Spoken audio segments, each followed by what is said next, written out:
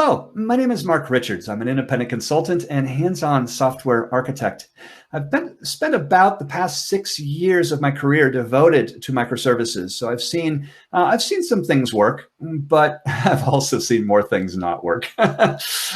So in this particular full day class, within No Fluff Just Stuff virtual tour, which, by the way, is a wonderful way of trying to bring the in-person experience that I've been doing now on my 16th year to you at home or your office. And so within microservices, what I'm specifically going to target in this particular class, which is a full day class, is migrating to microservices. I'm going to start out in this class with some patterns of migration, looking at decomposing the monolith, analyzing it to determine feasibility, also level of effort, and also just kind of what's in store for us. How do we prepare our applications for the move to microservices?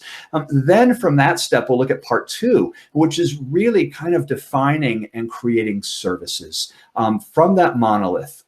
We'll take a look at a lot of aspects of service design, a little bit on granularity, but also we'll do some hands-on exercises with a real-world architecture kata, which is an exercise that we can do, which is a design, paper, and pencil exercise, but nevertheless a significant one of identifying services.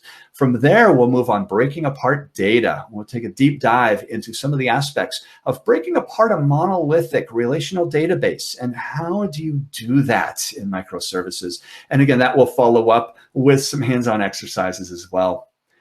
Part four of the class, the last part of it, we'll talk about once we've broken apart our application, interestingly enough, into microservices.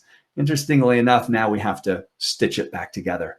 And we'll take a look at some of the communication patterns that we have to be able to kind of manage workflows and manage interoperability with other systems. And that will kind of build out an entire architecture, actually, from our problem statement we're going to have from the beginning of the class. So this class is going to be highly interactive.